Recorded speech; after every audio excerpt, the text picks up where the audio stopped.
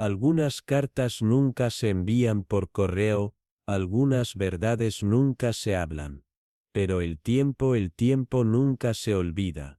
Pausa, suave. Cuando Edith Trentham falleció, la aldea creía que no quedaba nada por descubrir, pero una sola línea que escribió, y un estudio que nadie había entrado, susurró más que una vida de silencio. Susurró: esta noche escucha la historia que fue escrita, pero nunca leída. Énfasis suave. El invierno en St. Mary Mead había comenzado con una helada temprana, recortando los setos y dejando patrones de encaje en cada panel de vidrio.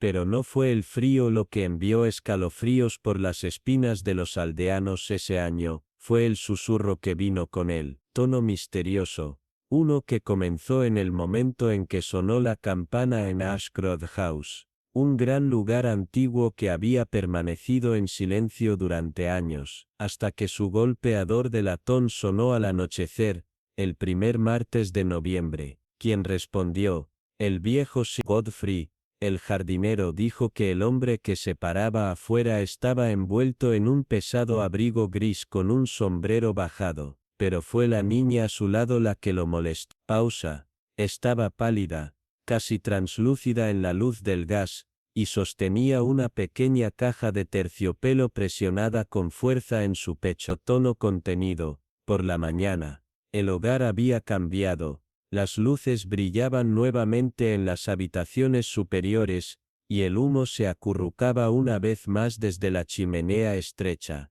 La señorita Marple siempre había dicho que ningún verdadero misterio comenzaba con un grito. Con firmeza, eran los silencios los que más importaban. Y ahora había un silencio sobre Ashcroft House que no nació del vacío, sino de la vigilancia. La mujer que se había acostumbrado, una cierta señorita Leticia Vale, apareció en el pueblo solo 2 veces en la primera semana, una vez en la oficina de correos, y una vez en la iglesia, aunque habló poco, y sonrió aún menos. Tenía una postura noble, comentó la señorita Hartnell, y los ojos de alguien que una vez había visto demasiado. Pausa suave. La niña, que se dice que era su sobrina, no hablaba en absoluto, solo seguía a su tía como una sombra. Siempre llevaba la misma caja de terciopelo. La Bridge, quien entregaba leche, fue la primera en murmurar que algo estaba mal, tono inquieto. Había visto un vistazo a la sala trasera, y lo que vio, afirmó, la enfrió. Cada espejo en la casa había sido cubierto de encaje, no cubierto apresuradamente, sino velado como dolientes. El rumor se extendió rápidamente, rizando a través de susurros de té y colas de comestibles. La señorita Marple, al escuchar lo de su compañera en la iglesia, no dijo nada, pero ella recordó voz baja. Recordó que en la antigua costumbre, los espejos estaban cubiertos en tiempos de muerte, para evitar que las almas quedaran atrapadas. Esa misma tarde, comenzó a tejer una bufanda en gris brezo, y envió a Florence con una nota a Ashcroft ofreciendo té y compañía. Leticia rechazó la invitación, suavemente pero con firmeza. Aun así, la niña apareció a la mañana siguiente, de pie en la puerta de la señorita Marple con la caja de terciopelo en las manos. No habló, pero sus ojos estaban rojos, y sus guantes húmedos con tierra. La señorita Marple la trajo sin decir palabra, y sirvió bollos cálidos con mantequilla de limón, notando el débil aroma de mirra que se aferraba a su cuello. Fue solo después de que la niña se había ido, que la señorita Marple notó el trozo de papel plegado debajo del azucarero, sin escribir, solo una ramita de hojas de fresno prensadas, quebradizas y rizadas en los bordes. Tono pensativo. El fresno detrás de la mansión había sido cubierto hace mucho tiempo, pero la tierra recordaba, y también la señorita Marple. Ella visitó la vicaría bajo el pretexto de entregar conservas de ciruela, y preguntó suavemente por los antiguos propietarios de la mansión. El reverendo, sorprendido pero complaciente, produjo una antigua Biblia parroquial, y allí, Escondido dentro de las páginas de registro, estaba el nombre, Leticia Vale, ingresado una vez hace 26 años como residente de la casa. No se menciona matrimonio, ni registro de partido, pero otro nombre apareció debajo del suyo, ingresado en tinta diferente, Alice Vale, de 9 años, enterrada en el cementerio el invierno siguiente. Causa, accidente. Pero la señorita Marple había conocido al vicario entonces, con peso. No escribía la palabra accidente, a menos que fuera forzado. Esa noche, Florence notó que el humo provenía de la chimenea de Ashcroft, aunque no se había encendido ningún fuego esa mañana. Corrió a la puerta del jardín, y se detuvo, porque vio una figura vestida de blanco de pie debajo de los fresnos. No la niña, dijo después, ni la señorita Vale. Alguien más por completo, alguien con cabello plateado, suelto y salvaje. La señorita Marple no descartó la historia, ni se burló de los temblores en la voz de Florence. Preguntó, en cambio, si la niña podía traerle la caja de terciopelo, y cuando se abrió, encontraron un anillo adentro, viejo, ópalo, con una cresta familiar tallada debajo de la piedra, y junto a él, una sola trenza de cabello dorado. Pausa emocional. La niña volvió al día siguiente. Esta vez, habló. Su voz era seca como el viento sobre grava, pero contó una historia, de un incendio, hace mucho tiempo, del grito de un niño, de una niñera despedida, y un secreto nunca enterrado. Dijo que su tía había regresado para hacer las paces, para desenterrar la verdad, antes de su propio fallecimiento. Voz suave. La caja de terciopelo era una reliquia de penitencia, una promesa hecha a los muertos. La señorita Marple escuchó, sus ojos llenos de tristeza suave, y solo dijo, entonces comencemos. Esa noche, los espejos en Ashcroft no estaban cubiertos, y en su reflejo, la señorita Vale vio al fantasma que había llevado en su corazón desde la juventud. El día que Leticia Vale murió, el viento estaba inusualmente quieto. Silencio breve, pasó mientras dormía, con la caja de terciopelo a su lado, y la niña sosteniéndole la mano. El pueblo susurró nuevamente, pero el tono había cambiado. Se dijo que la señorita Vale no había venido a perseguir, sino a ser perseguida, y a ser perdonada. Fue enterrada junto a su hermana, cuya tumba tenía ahora una nueva inscripción, amada y regresa. Con ternura, la señorita Marple, de pie en el borde del fresno, escuchó el viento revolver las hojas, un sonido como un aliento, o tal vez, un agradecimiento. Voz suave. En la esquina más alejada de Stanmere Mead, donde el brezo se derrama sobre los bordes de los muros de piedra y el camino se estrecha en un hilo, había una casa que hacía mucho tiempo se asumía abandonada. Heatherley Hall. Los aldeanos la llamaban, aunque ninguno podía recordar cuándo fue la última vez que había recibido a un invitado. Durante años, se dieron por vencidos tras su cortina de hiedra, cerrada y olvidada, salvo por el viento, y las palomas de madera, es decir, hasta que un carruaje llegó un jueves por la noche, a principios de marzo. Sus ruedas temblaban a través de la quietud, y depositaron a una mujer cubierta de lana, y sombras violetas. Pausa lenta. La señorita Marple, sentada junto a su ventana con su bordado, notó el carro, pero lo que le llamó la atención, no fue el vehículo, ni la mujer, fue la luz, débil y extraña, que parpadeó en la ventana superior, mucho después de que se había asentado la noche. La nueva inquilina se presentó solo una vez en el boticario del pueblo, e incluso entonces, su voz apenas era más que un aliento. Señorita Camberwell, había dicho, sin primer nombre, sin sonrisa. Ella pidió raíz valeriana, y láudano en igual medida. El señor Larch, el farmacéutico, encontró su actitud peculiar, aunque no impertinente. Pagó en billetes, usaba guantes de seda a pesar del calor de la primavera, y mantuvo los ojos bajos en todo momento. Los niños susurraron que ella nunca parpadeaba, y los mayores, aquellos con recuerdos más nítidos y presentimientos más agudos, recordaron una familia Camberwell de Hampshire. Una tragedia, tal vez, pero los detalles se habían hundido hace mucho en el lodo del tiempo. La señorita Marple escuchó y dijo muy poco, pero esa noche, retiró un diario de cuero de su cajón, y escribió una sola palabra, Watch.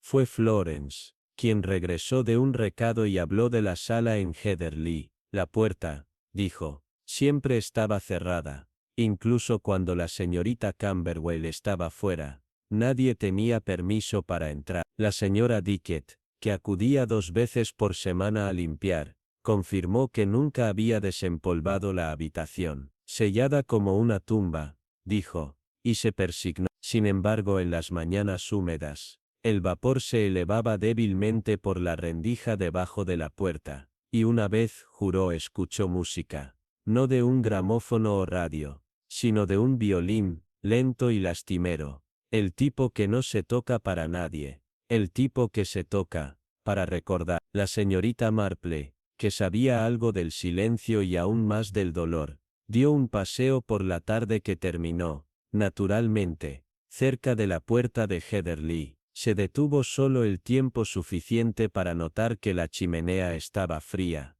aunque las cortinas se agitaban como si alguien hubiera pasado detrás de ellas. Un día, en el cementerio, la señorita Marple se encontró con un trozo de encaje negro enganchado en una rama de tejo. Era delicado, cosido a mano y adornado con pequeñas perlas, encaje de luto, no algo dejado al azar. Lo metió en su retículo y regresó a casa, pensativa. Esa noche escribió una carta a un viejo amigo en Surrey, quien alguna vez había catalogado prendas privadas de luto para el Museo Ashbourne. Una semana después, llegó la respuesta. El encaje había pertenecido a la finca Camberwell. Específicamente, era parte de un velo encargado para Eleanor Camberwell, tras la muerte de su hermana en Mi. La señorita Marple dobló la carta lentamente. La mujer de Heatherley Hall no había mencionado a una hermana. Fue Florence, de nuevo, quien regresó pálida una mañana. Había pasado junto a Heatherley al crepúsculo,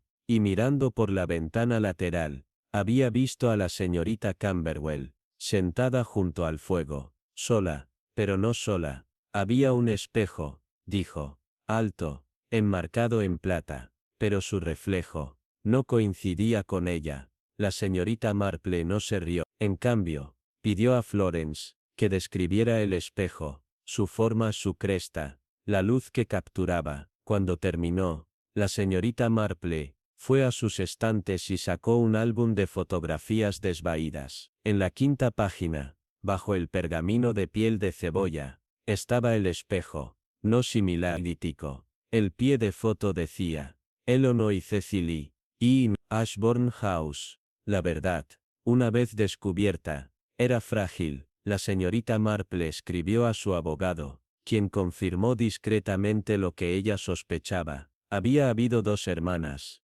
no una. Eleanor, la mayor, había sobrevivido a un incendio en Mimim, consumió la finca de Hampshire, y supuestamente, a Cecily, pero nunca se recuperó un cuerpo, ningún entierro registrado. Los chismes en su momento insinuaban locura, celos, y una disputa cerca de una lámpara de aceite. La finca fue consumida por las llamas, la fortuna familiar cambió de manos, y Eleanor desapareció de la sociedad. Solo ahora, en Stemmermead reaparecía una mujer que llevaba su nombre, más callada, más pálida, y atormentada por una música que nadie más oía. La señorita Marple solicitó el té con la señorita Camberwell. Sorprendentemente, ella aceptó. La conversación fue agradable, aunque rígida, pero algo cambió cuando la señorita Marple habló de hermano. Es algo peculiar, dijo suavemente, vivir más tiempo que alguien a quien amaste, especialmente si tus días desde entonces han sido vividos en disculpa.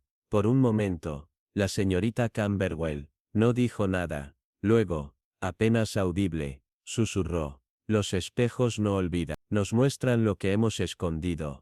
Más tarde esa noche, Se corrió una cortina en Heatherley Hall, la luz del salón se extinguió, y a la mañana siguiente, los aldeanos notaron el espejo pesado colocado al final del carril, con una nota que decía, déjala ser vista. Por fin, la señorita Camberwell partió antes del amanecer. Su carruaje no dejó rastro en la carretera húmeda, salvo el tenue eco de los cascos, no dejó mensaje, ni dirección de reenvío. Pero en el registro de la iglesia, apareció una nueva entrada en tinta, Cecily Camberwell, memorial y establecido en el jardín de Heather. El espejo fue acogido por el vicario, limpiado y colgado una vez más en el vestíbulo de la iglesia, donde los feligreses afirmaron que traía un consuelo extraño. La señorita Marple, tejiendo junto a su fuego, se permitió una sola sonrisa. No todas las cadenas de los fantasmas hacen ruido, algunas tocan el violín, y algunas, solo desean ser recordadas.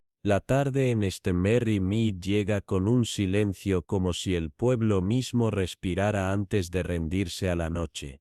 Pero el último domingo de abril, ese silencio fue roto por un parpadeo, una luz, vista desde la pendiente sobre Belfield Lane donde no debería haber luz. Allí entre zarzas y fresnos, estaban los restos de Oak Hollow House, desde hace mucho tiempo abandonada, desde que la familia Reeve desapareció durante la guerra.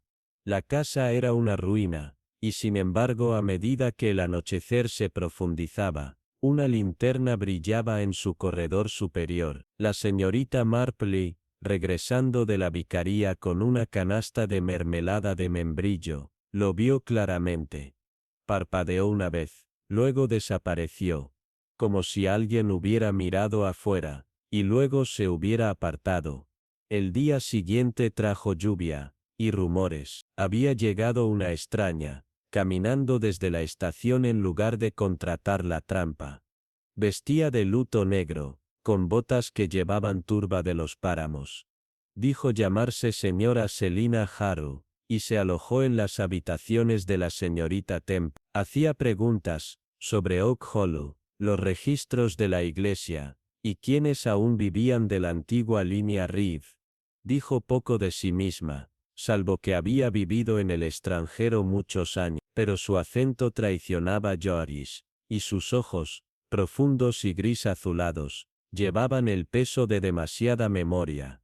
La señorita Marple la observó a través de la ventana de la tienda, y sintió, instintivamente, que la mujer no buscaba refugio, sino respuesta. Se había dicho que Oak Hollow cayó por fuego en los últimos meses de la guerra, una linterna defectuosa, una tormenta, el grito de un niño.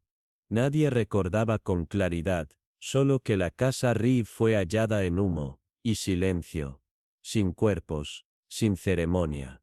Solo ceniza, y una cuna abandonada, pero la señora Harrow lo disputó suavemente, sugiriendo que el fuego había sido controlado, tal vez incluso escenificado. Compartió esta idea con la señorita Harney Lentad, quien más tarde lo repitió a la señorita Marple. Entre caramelos duros, esa noche, la señorita Marple desenterró sus recortes de tiempos de guerra y encontró el viejo informe. Circunstancias sospechosas infundadas, decía. Y sin embargo, el nombre del oficial investigador había sido rayado en rojo. Fue Florencia, nuevamente, quien volvió pálida y temblando.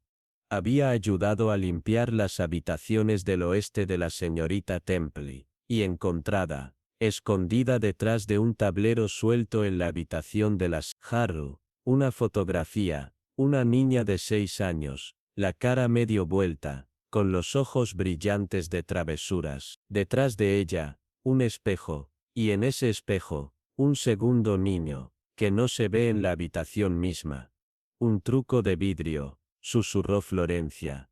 Pero la señorita Marple sabía mejor. Viejos espejos, había dicho una vez, recuerdan lo que olvidan las paredes. Y el marco de la foto, nogal negro con una esquina astillada, coincidía con uno que había colgado en la guardería de Reeve, las Weatherby, con afición por el salvamento. Había mantenido un paquete de postes antiguos de Oak Hollow Estate. Habían aparecido en una venta de botas de automóvil hace algunos años, sin abrir y quebradizos. Miss Marple los tomó prestados, y leyó a cada uno con cuidado. Fueron dirigidos a una mujer llamada Cressida Vale, no una Reeve, pero mencionada en varios como la nurse que regresó a Joris. El tono cambió en letras posteriores, desde el calor, hasta el suplicio. El último solo llevó 5 palabras. Vuelve, ella no está a salvo. El crecimiento excesivo detrás de Oak Hollow ocultó lo que alguna vez había sido el jardín de un niño. La señorita Marple se aventuró allí con Florence una tarde brillante y encontró, debajo del musgo y la hoja, un pequeño banco, y una pala de juguete oxidada, pero lo que respiró fue el anillo de hierro sobresaliendo del suelo, un mango, una vez usado para levantar una escotilla de bodega. Debajo, la tierra cedió fácilmente. Y el olor que se alzaba de humedad antigua, de algo enterrado, era inconfundible. Ella no lo abrió más, en cambio retornó a Net Home, y escribió una sola línea en su diario. El niño estaba oculto, no perdido. La señorita Marple invitó a la Jarro al té, hablaron, en silencio del pasado de la guerra, de la pérdida, de aquellos que caminan por la vida llevando el silencio como penitencia. Por fin la señorita Marple preguntó, ¿fue tu hermana? Y la compostura de la mujer se rompió. Ella no estaba destinada a morir, susurró. Dijeron que sería temporal, hasta que falleciera el abuelo. Pero yo llegué demasiado tarde, regresé, y la casa estaba vacía, quemada para enterrar la verdad. La señorita Marple tomó su mano. Entonces debemos descubrirlo, junto. Con la ayuda del vicario y la discreción legal, se abrió la antigua bodega. Dentro, huesos, pequeños, debajo de lino bordado con la inicial R. El forense lo llamó histórico. La ciudad lo llamó trágico, pero la señorita Marple asistiendo a la reintermisión, tranquila al lado del tejo del cementerio, sintió que algo se levantaba, como si la tierra misma suspirara. La Jarro se fue después de eso, sus pasos más ligeros, los ojos más claros, y la linterna en Oak Hollow nunca fue vista otra vez. La señorita Marple volvió a su bordado. Afuera, el brezo se balanceó, y la luz de la tarde se suavizó. La memoria, pensó, no es lo mismo que la justicia, pero a veces, es todo lo que los vivos pueden ofrecer a los muertos. El primer anochecer de primavera en Stamere Mead brillaba con brasas persistentes de luz, y luego se apagó. Mientras los aldeanos cerraban sus puertas, la llama de una sola linterna en Ivy Cottage parpadeó, y se atenuó. La señorita Marple, entregando su mermelada semanal, notó el resplandor desde la ventana de arriba, donde nadie debería estar.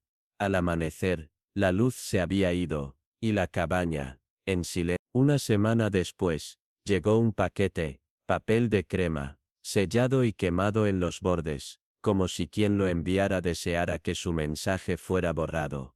En el interior, una sola tira, palabras a medias legibles. Perdón, no redención. Florence admitió que Ada Fanshawe no había recibido ningún correo en meses. Sin embargo, alguien se había encargado de destruir esto. La señorita Marple reflexionó sobre cómo los secretos a menudo gritan en la tranquilidad.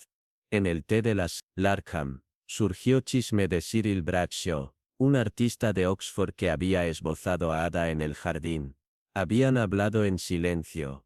Aunque ya sea admiración o algo más profundo, ninguno recordó. Los artistas, la señorita Marple lo sabía, observaban las esquinas ocultas, y su cabaña había sido construida sobre el secreto. Un caballero, el señor Geoffrey Lim de Londres, apareció en la vicaría, llevando documentos antiguos. Reveló que Ada estaba preparando un Nuevo Testamento. El borrador, sin firmar y anotado, Make Amends, nombraba a una señorita Beatrice Holloway, de Londres, una desconocida para todos en el pueblo.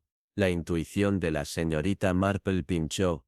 arrepentimiento, culpa, o ambos. Florence confesó que había barrido una pieza perdida del borde quemado. Ahora lo lamentaba. Las tiras habían sido quemadas uniformemente y deliberadamente.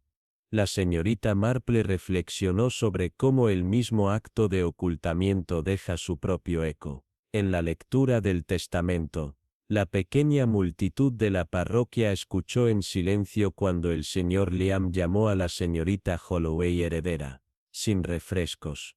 No hubo charla trivial, solo el silencio de algo desconcertante. Los aldeanos se miraron unos a otros. ¿Quién era esta heredera olvidada? ¿Y por qué ahora? Más tarde la señorita Marple revisó Ivy Cottage por invitación de Florence. En el estudio de Ada encontró un boceto en el escritorio. Beatrice Holloway, joven casi translúcida sosteniendo una pequeña lámpara de aceite. Debajo una nota. Por la luz que me quitaste. La habitación olía débilmente a lirios dorados. El mismo aroma que hacía que los nudillos de Ada palidecieran en el tendero. La señorita Marple organizó traer a Beatriz al pueblo para tomar el té. Beatriz llegó, la sobrina de Ada, perjudicada, y en gran parte olvidada. Ella habló del silencio de Ada durante la guerra, de algo que Adelaide Ada había hecho para proteger la reputación de su madre, y de cómo Ada había querido enmendar su grave error antes de morir. La llama de la linterna esa noche en Ivy Cottage fue ella, enviando una señal de penitencia.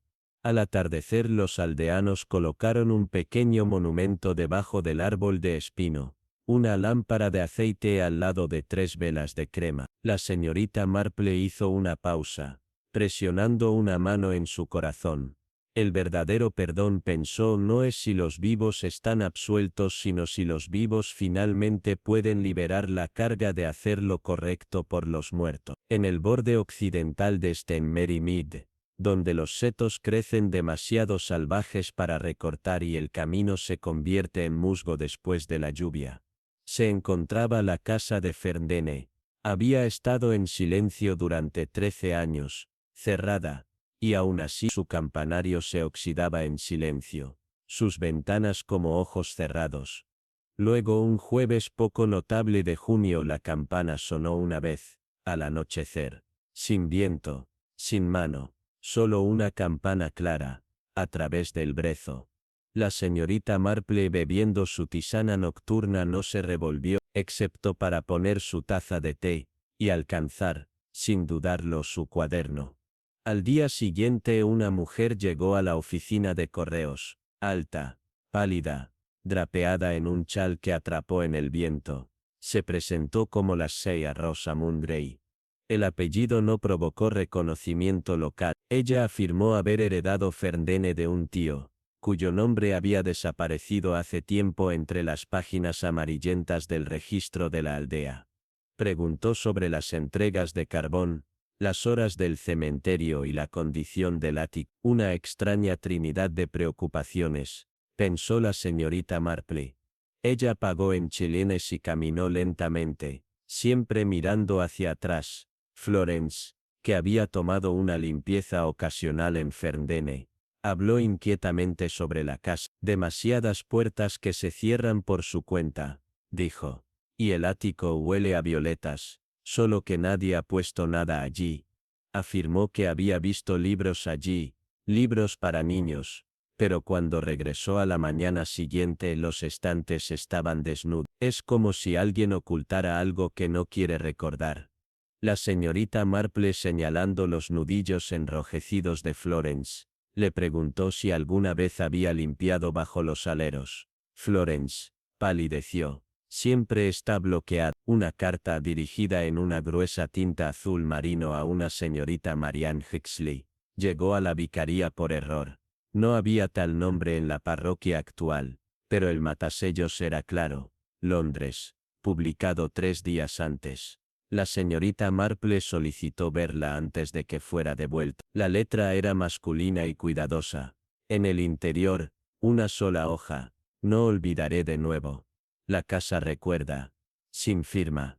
Lo colocó suavemente en su cajón de la oficina. junto a una ramita prensada de brezo, y un libro de raciones. La señora Weatherby, que vivía más cerca del camino hacia Ferndene, señaló que la campana volvió a sonar, esta vez, 2 veces en la noche del solsticio. No es el viento, le dijo a la señorita Marple con firmeza. Es intención. A la mañana siguiente, se encontró el zapato de un niño, maltratado, y demasiado pequeño para cualquier joven parroquial, fuera de la pared del cementerio.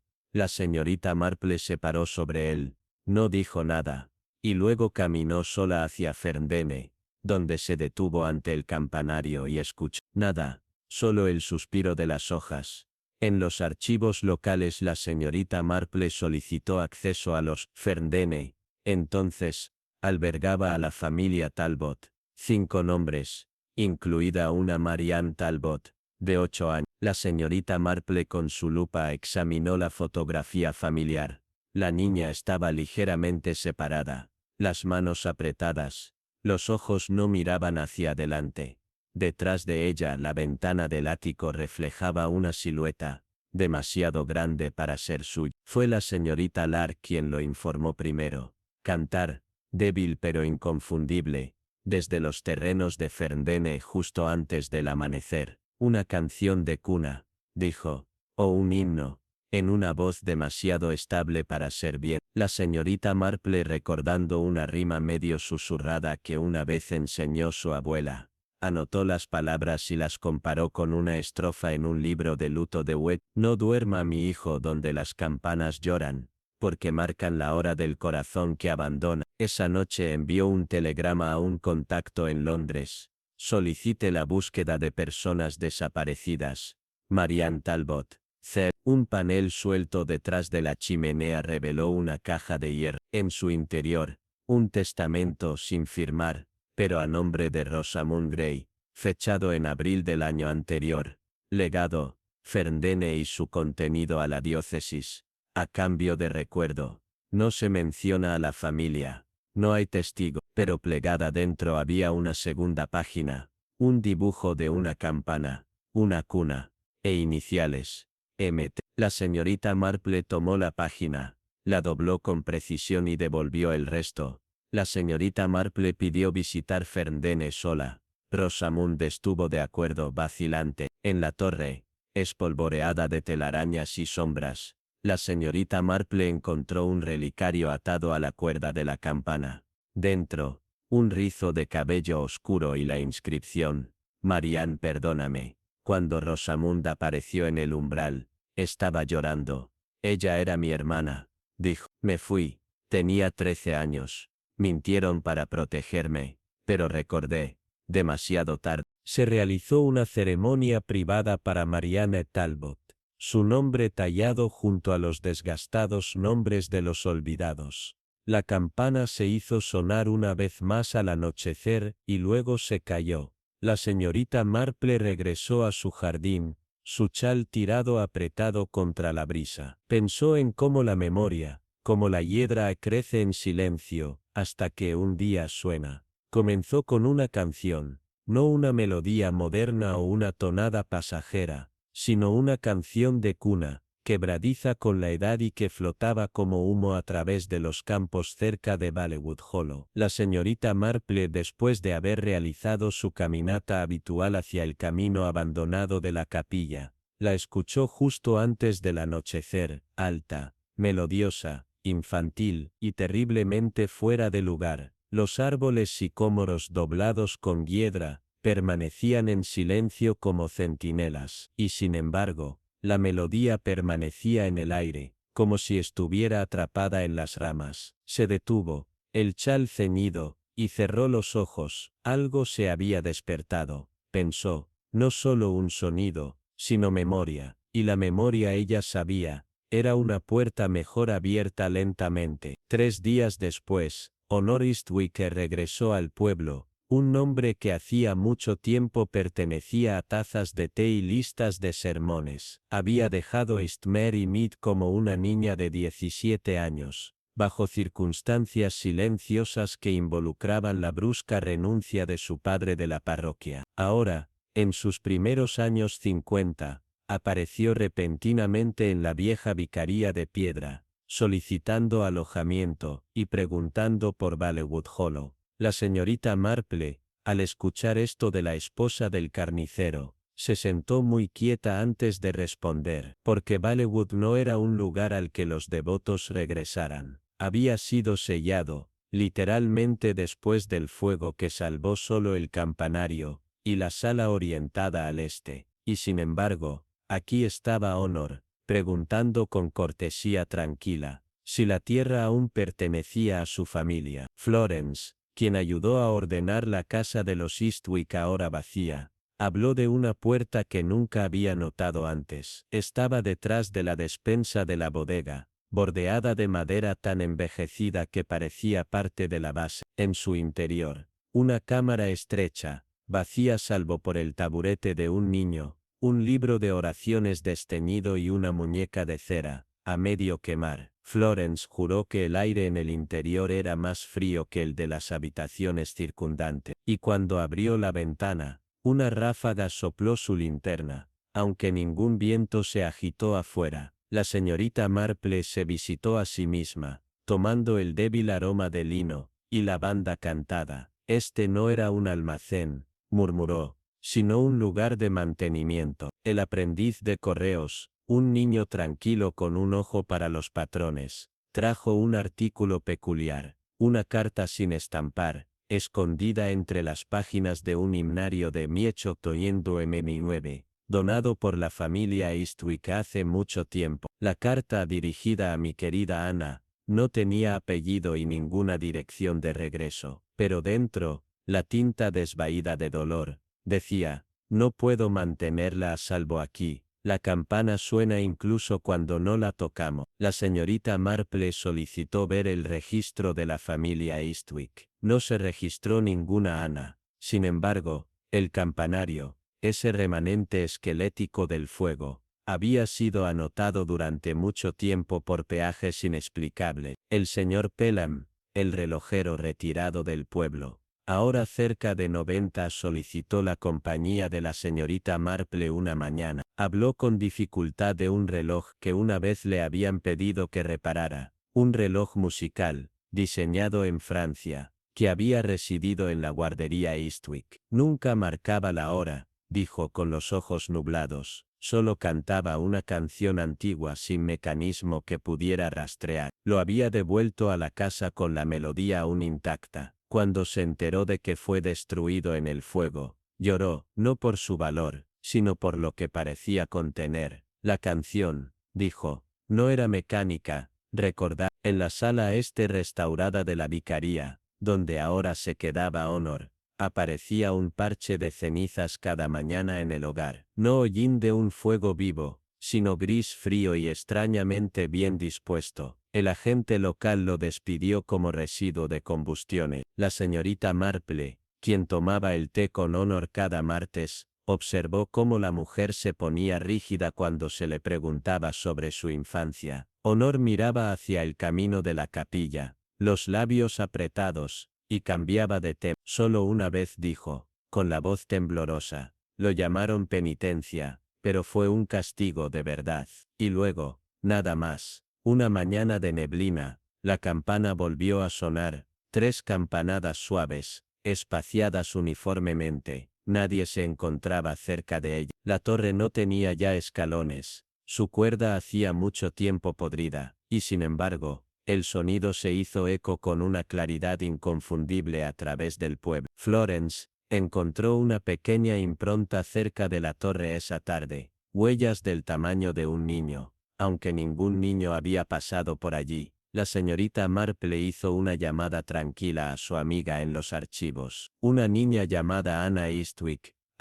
Su nombre había sido omitido de los rollos de la parroquia. La nota final, al lado de su nombre, bautismo retirado, no presentado, detrás del altar de la capilla, debajo de un panel de piedra desalineado por el tiempo, se descubrió una cavidad durante las reparaciones. Dentro de ella un paquete envuelto en tela quemada. En su interior, la zapatilla de un niño, un fragmento de rosario y una cinta carbonizada con las iniciales AE. La señorita Marple insistió en una investigación tranquila. Los hallazgos no fueron concluyentes, pero notó cómo Honor se mantuvo durante los procedimientos, no como una mujer acusada, sino como alguien a quien finalmente se le permitía llorar. Ella no estaba destinada a arder, dijo en voz baja. Estaba destinada a ser olvidada. En la víspera del Día de Todos los Santos, Honor caminó sola hasta el campanario, y se paró debajo de él hasta que cayó la noche. Los vecinos afirmaron escuchar la canción de cuna nuevamente,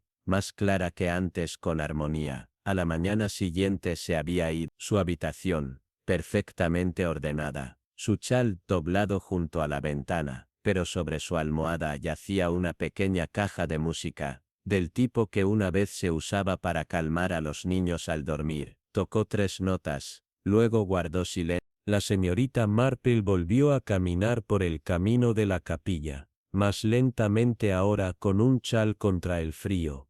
Una noche se detuvo debajo del sicómoro y miró hacia la ventana superior de la antigua casa de los Chiswick. Un brillo suave parpadeó allí, brevemente como el destello de la memoria misma. Ecos, dijo en voz alta a nadie. Algunas puertas una vez abiertas, no se cierran del todo. Y cuando la última nota de la canción de cuna invisible se deslizó sobre el viento, ella se volvió hacia casa. Comenzó con silencio, no el suave silencio del anochecer o la pausa reflexiva ante un himno, sino una quietud pesada y deliberada, como algo que espera. Blackheath Edge, esa hilera torcida de cabañas que se inclinan hacia el páramo, no había visto compañía en años, y sin embargo el último domingo de agosto, el humo surgió de la chimenea de Greystone House. La señorita Marple, sentada por la ventana de su salón con una servilleta de encaje sobre el regazo, señaló el penacho desconocido con un estrechamiento tranquilo de los ojos. Greystone había pertenecido al doctor Ezra Markham desde hacía 20 años. La propiedad había estado cerrada desde entonces, pero ahora, algo se agitaba. Una mujer llegó 2 días después, a mediados de los 30, con un abrigo de lana demasiado pesado para la temporada y guantes abotonados en la muñeca. Se llamó a sí misma la Sra. Isobel Whitby, y reclamó una relación lejana con la familia Markham, aunque nadie en la parroquia recordaba su nombre. Preguntó por las entregas de leche y solicitó instrucciones hacia el antiguo jardín de rosas. Florence, que trabajaba en la frutería, señaló cómo los ojos de la mujer evitaban los suyos. Como si, le dijo a la señorita Marple, siempre estuviera mirando a medias algo detrás de ella. En su segunda semana en Greystone, la Sra. Whitby pidió al vicario acceso a los archivos de la parroquia, afirmando un interés en la genealogía familiar. La señorita Marple, curiosa, hizo una visita. La sala había sido desempolvada, la tetera brillaba, pero los libros del estante no habían sido tocados, salvo uno. Una revista médica de volumen desvaído, abierta a un capítulo sobre trauma psicológico y niños silenciosos. Los márgenes estaban vacíos, salvo por una leve impresión, como si alguien hubiera escrito alguna vez, y luego borrado cada palabra. La señorita Marple consideró la ausencia no como negligencia, sino como ocultación. Los niños que jugaban cerca del antiguo jardín afirmaron que escucharon una voz. No una palabra precisamente, sino una canción. Una niña dijo que le recordaba la música que se tocaba en la iglesia cuando el órgano fallaba. El sonido venía de cerca del viejo pozo, ahora seco y cubierto de musgo. Más tarde se encontró una pequeña campana de estaño a su lado, envuelta en una cinta azul desvaída. La señorita Marple visitó el lugar, se paró sobre las piedras y escuchó. La tranquilidad entró no vacía, sino cargada. Surgió una fotografía, enviada anónimamente a la vicaría. Mostraba al doctor Markham, una mujer más joven a su lado, y un niño parcialmente girado. Sus rostros estaban borrosos, no por movimiento, sino por rasguños deliberados. Solo el médico permanecía intacto. En la parte posterior, una línea simple. Lo que queda atrás habla más fuerte. La señorita Marple solicitó ver los registros de la propiedad Markham. No se mencionaba a ningún niño. Las Whitby, cada vez más pálida y retraída, fue vista por Florence, quemando algo en el hogar al amanecer. La señorita Marple hizo otra visita. Esta vez, su atención se centró en un gabinete de esquina con un ojo de cerradura, pero sin llave. Preguntó, a la ligera, sobre la antigüedad de la casa. Más vieja que sus paredes, respondió la mujer con una leve sonrisa.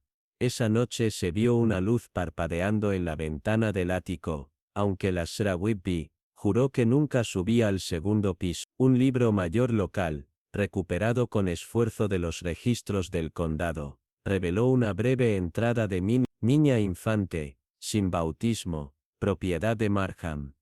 No se registró el entierro, no se dio nombre. La señorita Marple se sentó junto a su jardín, la taza de té intacta, mirando el seto más allá de su valla.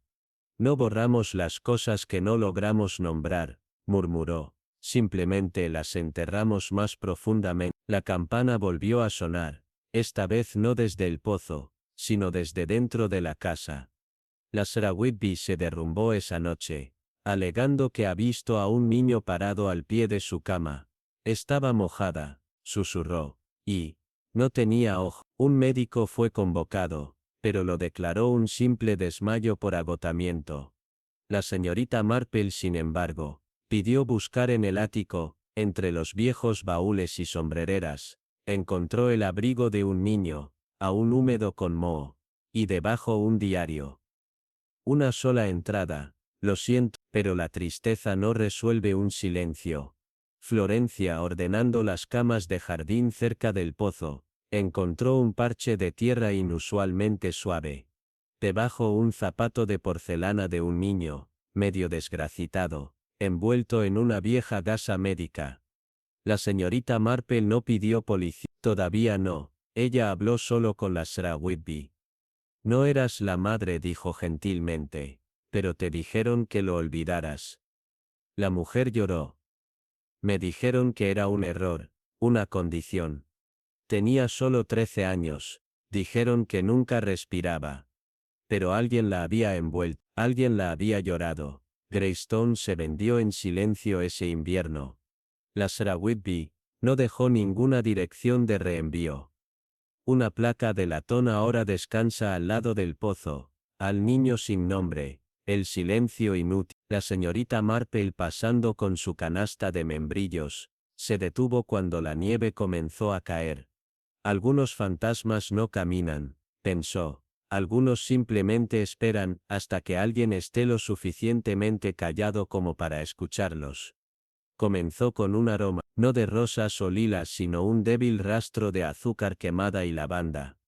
Un aroma que debería haber sido agradable, pero que permaneció demasiado tiempo en el aire para ser cualquier cosa menos inquietante. La señorita Marple, paseando su circuito habitual más allá de la mansión abandonada por mucho tiempo conocida como Rosewood Hollow, lo atrapó en la brisa justo más allá de la puerta de hierro. La casa, cerrada desde el invierno de había sido escenario de una tragedia tranquila de la que ya nadie hablaba.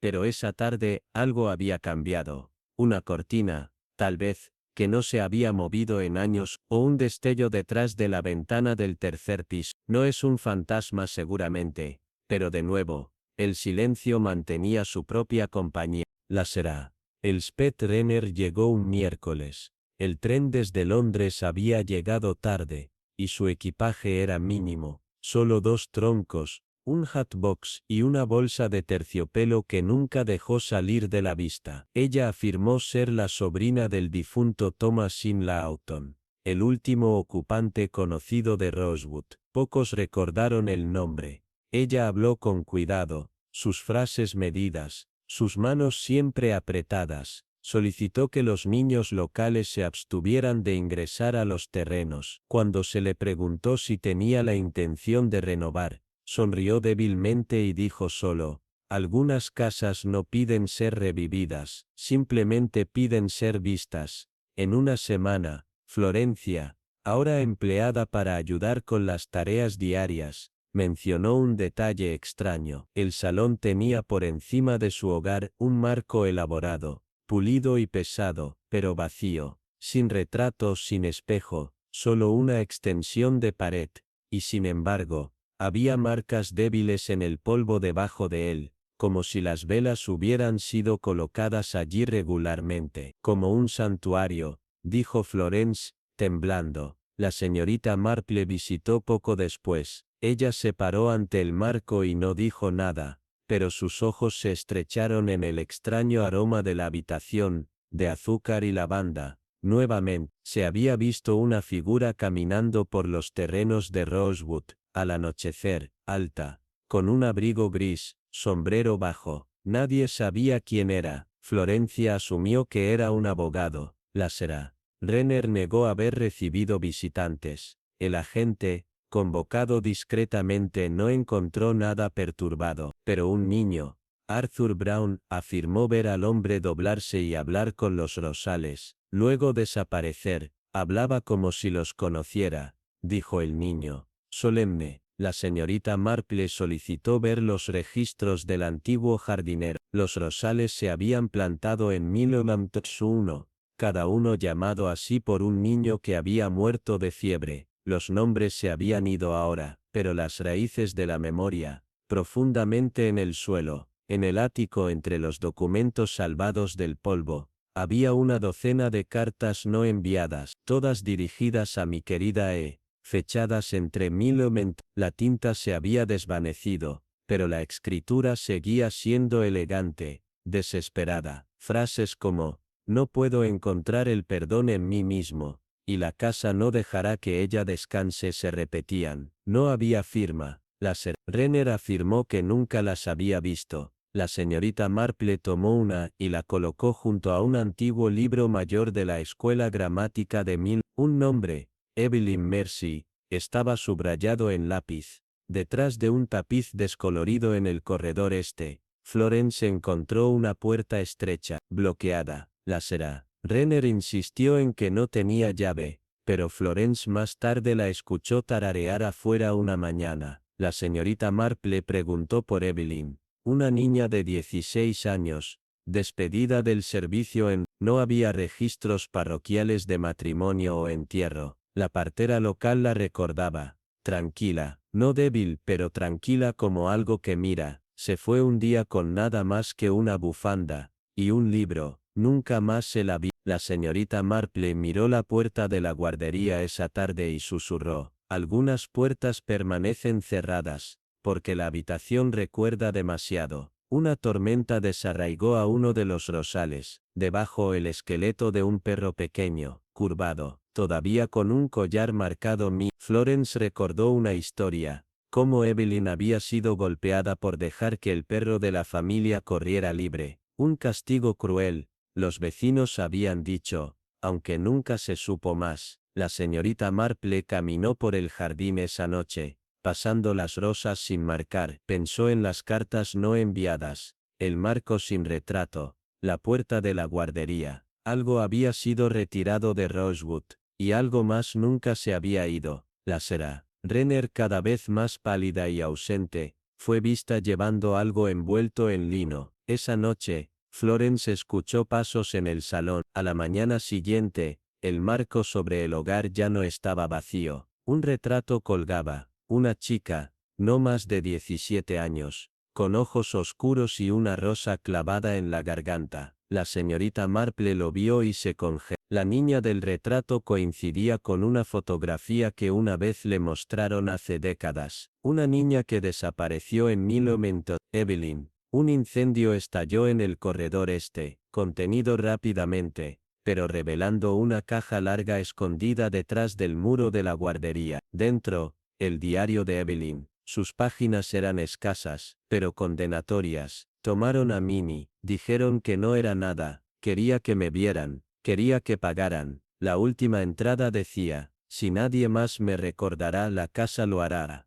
Será. Renner confesó que Evelyn era su media hermana, un niño nacido del silencio y la vergüenza, escondido en la guardería del ático, y olvidado cuando la familia se mudó a Londres. Ella había venido a Rosewood, para encontrar lo que quedaba. Rosewood Hollow se vendió una vez más, sus muebles despejados, sus secretos enterrados en capas de yeso y tiempo. El jardín de rosas permaneció. La señorita Marple lo visitó una última vez ese otoño. Las flores habían regresado, más brillantes que nunca, y en su aroma atrapó el menor rastro de azúcar quemada, y lavanda. Ella permaneció allí, entre los nombres perdidos en la historia, y colocó una sola flor blanca en la base del retrato de Evelyn, ahora guardado en el archivo del pueblo, no olvidado, susurró, solo fuera de lugar, y algunas cosas pensó, solo esperan ser nombradas antes de que florezcan nuevamente. Comenzó no con un grito, sino con una ausencia, del tipo que se asienta sobre un lugar como la escarcha, silenciosa,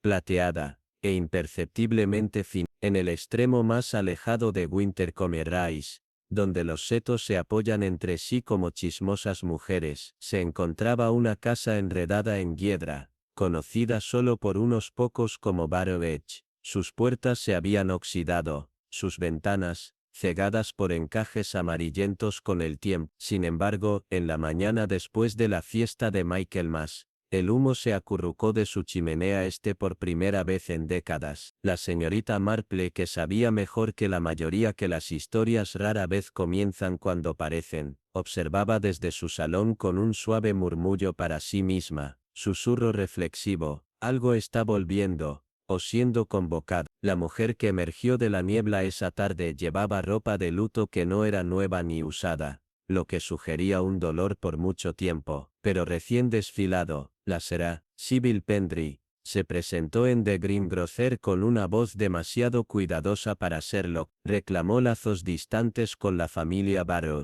nombres una vez susurrados en la parroquia por sus tranquilas excentricidades y extremos trágicos. La será, Pendry se instaló en Barrow Edge y solicitó solo soledad, pero la soledad, la señorita Marple bien lo sabía, rara vez llega sin eco. Florencia, contratada 2 veces por semana para atender al jardín, lo encontró debajo de una tabla suelta en la sala de la capilla, un libro usado de oración común, su cubierta agrietada, sus márgenes gruesos con manchas. Entre el Salmo 88 y el Salmo 89 yacían un lirio presionado, y un sobre desgarrado dirigido solo a M. La tinta se había desangrado, como de lágrimas. La escritura a mano, delicada, inclinada, no coincidía con ninguna en los registros de la parroquia. Cuando se mostró a la señorita Marple, lo estudió no como evidencia, sino como artefacto. Con ternura, algunas penas se presionan planas pero nunca se secan. Fue el masón quien habló primero. Había sido comisionado, extrañamente sin fanfarria, para restaurar una lápida desmoronada en el borde lejano de la iglesia. No tenía fecha, solo un nombre, Miriam Vale. No figuraba en el registro, no era conocida por el vicario. Pero el nombre agitó algo en Miss Marple, un recuerdo de una niña demasiado inteligente para la escuela, y demasiado encantadora para que el pueblo la ignorara. Se fue, se dijo, para cuidar a una tía enferma. Pero nadie preguntó ¿dónde? Florencia nuevamente demostró ser útil. Al apoyarse contra una puerta de la bodega para estabilizar un cubo, ésta cedió ligeramente hacia adentro, aunque la cerradura permanecía. Con una presión suave, la puerta se abrió lo suficiente como para revelar una habitación llena de cajas marcadas. State office vale, mieusen wente disiwegbe. En el interior viejos programas de teatro, fotografías, y un tambor de juguete de un niño. La señorita Marple descendió los pasos lentamente, con la mano al riel. En voz baja, no es almacenamiento, es supresión. Llegó en un sobre de correo aéreo, azul pálido con un matasellos de Montmartre, dirigido a Sybil Pendry, pero interceptado por el jefe de correos quien lo confundió con basura. La señorita Marple, al leer su contenido, frunció el ceño. La carta hablaba de deudas pagadas, un nombre finalmente limpiado, y un relicario regresado a su legítimo propietario. No se había visto ningún relicario en la casa. Pero Florence recordó el brillo apagado de algo que cayó cerca del pozo, meses antes de la llegada de la serie Pendry. La señorita Marpley lo recuperó ella misma. Dentro, 2 mechones de cabello, uno oscuro, uno de oro. En tranquilas lágrimas sobre el té, la esposa del vicario habló de un niño nacido fuera del matrimonio durante la guerra. No era suyo. No del vicario. Apareció en la puerta de la vicaría una noche de Mieuxenvimente, envuelto en un abrigo con iniciales cosidas en el cuello. El niño fue colocado con una familia fuera del condado, sin preguntas. Con pesar, no fue misericordia, fue cobardía. Una tormenta barrió Wintercombe en noviembre, sacudiendo persianas y revolviendo el viejo polvo. Desde Barruedge los vecinos informaron música débil a altas horas de la noche, notas de piano suaves, rotas por el silencio. La señorita Marpley visitó a la mañana siguiente. La serie Pendry estaba pálida pero compuesta. Afirmó que el ático había permanecido bloqueado desde su llegada. La llave, sin embargo, fue encontrada en su caja de costura. La señorita Marpley ascendió sola las escaleras. En el ático, un piano con teclas amarillentas, un antiguo programa de recitales, y una fotografía de una mujer joven tocando en una habitación vacía. La señorita Marpley estaba de nuevo en la sala de la capilla. Hizo que Florence sostuviera el libro de oraciones agrietado mientras movía un pequeño espejo del pasillo hacia la luz. Reflejado contra el lomo, surgió un nombre de la tinta vieja, Sybil Miriam Vale. La Pendry, Sybil Vale, no había venido a perseguir su pasado, sino a enterrarlo con un nuevo nombre. Ella era la madre de la niña. Y había regresado a la casa no por memoria, sino, por penitencia. Barruedge fue puesto en venta en enero. La Pendry no dejó ninguna dirección de reenvío. Pero dejó un diario en la sala de la capilla. Su página final decía, con solemnidad, el perdón no es una llave, es una puerta que debemos estar dispuestos a tocar sin saber si se abrirá. Vine a enterrar a Miriam. Me voy a haber escuchado su voz. La señorita Marpley, sola en un banco fuera de la iglesia, dobló la página cuidadosamente. Sabía que algunas historias no esperaban ser resueltas, sino escuchadas. Y en la quietud de Wintercombe Rise, la casa se quedó nuevamente en silencio. No vacía, sino en paz. Comenzó con una carta. No una nueva, sino una amarillenta y rizada, deslizada debajo de la puerta de la señorita Marpley en un jueves sin viento, a mediados de noviembre. La caligrafía no era familiar rígida, con la vacilación de alguien no acostumbrado a la confesión. No había solo las palabras. Hay algo que no está bien en Ashcroft Hollow. Por favor, antes de que el invierno lo tome todo. Ashcroft Hollow quedaba a unas 3 millas de St. Mary Mitte, justo más allá del límite, donde los registros de la parroquia se convierten en memoria y la memoria, en sugerencia.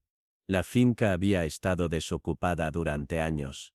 Su última propietaria, la señorita Constance Ashcroft, se dijo que desapareció en el extranjero después de un escándalo nunca nombrado. Sin embargo, informes recientes mencionaban movimiento allí, cortinas dibujadas, velas parpadeantes. La señorita Marpley, que no aceptaba rompecabezas sin modales, tomó la puerta de Ashcroft Hollow. No fue abierta por una criada, sino por una mujer de unos 50 años, con un rostro tallado en cuidadosa moderación. Se presentó como la señorita Lillian Dillingham, un nombre que sonaba débilmente de viejos programas de teatro y chismes matinales. Dijo ser una vieja compañera de la señorita Ashcroft, de regreso para organizar la casa para la venta. Y, sin embargo, no había señales de embalaje. Ningún abogado. Nadie había sido informado. La señorita Marpley notó que el salón aún tenía flores frescas. Fue Florencia nuevamente, ahora empleada por la finca para ayudar con el polvo, quien encontró la caja de música, tallada en madera de cerezo, forrada en terciopelo, con una melodía que se detenía en una sola nota en el interior, un ramillete seco, y una hoja plegada de partitura para piano, marcada con tinta descolorida, en tono reverente. Para sí, el último vals. Nadie en el pueblo recordaba a la señorita Ashcroft bailando, pero Florence juraba que la música sonaba débilmente por la noche, siempre la misma, siempre deteniéndose. Sobre la chimenea en el salón este colgaba un espejo, no grandioso sino viejo, el vaso ligeramente deformado. Y, sin embargo, cuando la señorita Marple se situaba frente a él, notaba que no reflejaba el hogar en absoluto, solo a la persona que se encontraba ante él. El fuego, detrás de ella, permanecía inmirado. Florence también lo probó, mismo resultado. La señorita Marple sonrió, finamente. Un espejo que elige qué mostrar qué teatro. En un cajón cerrado del escritoire, la señorita Marple encontró lo que la señorita Dillingham afirmó no haber visto. Un libro mayor. Ashcroft Family Records. Algunos registros eran financieros, otros personales. Entre las entradas, una se destacó, un pago sustancial a un sanatorio en Dorset, sin explicación, sin seguimiento. Se habían desgarrado más páginas. La señorita Marple tomó nota de la numeración faltante, como si las páginas retiradas tuvieran más peso que las que quedan. El cartero, un joven hablador llamado Edmund, mencionó ver a una mujer en gris, de pie junto a las puertas de Ashcroft, cerca del anochecer. No llevaba linterna, ni bolso, y cuando él llamó, ella desapareció en el seto. Esto había sucedido más de una vez, dijo. Y siempre los miércoles. La señorita Marple consideró el momento. Esa había sido la noche en que la caja de música comenzó a tocar. Venía de una casa para enfermos mentales, Slough House, en Dorset. La matrona respondió a la discreta investigación de la señorita Marple.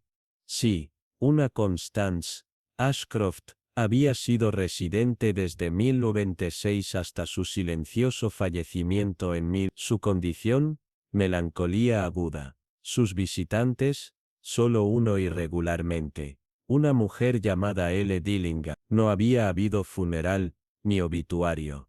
Sus cenizas habían sido dispersas, según la solicitud de su compañera, Florence, que le había gustado una lata de té en particular, en la cocina Ashcroft. La derribó accidentalmente una mañana. En el interior, cuidadosamente envuelta en viejos volantes de teatro, había una fotografía. 3 mujeres, Constance Ashcroft, Lillian Dillingham, y un tercero, sin nombre, con una cara sorprendentemente parecida a la de Florencia. En la parte posterior, 3 en el escenario, una siempre en las alas. La señorita Marple llevó la foto a la vicaría. En los registros parroquiales, no hubo nacimiento para un hijo de Constance. Y sin embargo las características, sí, la barbilla, incluso la postura, eran inconfundibles. Florence no era un sirviente por accidente. La habían colocado allí, observada, protegida, escondida a la vista. La señorita Dillingham fue encontrada ardiendo papeles en el jardín de rosas, el domingo siguiente. Cuando se le preguntó, afirmó que eran recibos y viejas fallas, pero un trozo flotó antes de que las llamas lo consumieran. La señorita Marple lo recuperó, solo una esquina, pero lo suficiente para leer. Mi querida niña, no le digas a nadie. Todavía no. Esa noche, la señorita Marple se sentó en su sala, el tejido olvidado en su regazo. La historia era tan clara, como las estrellas esa noche de invierno.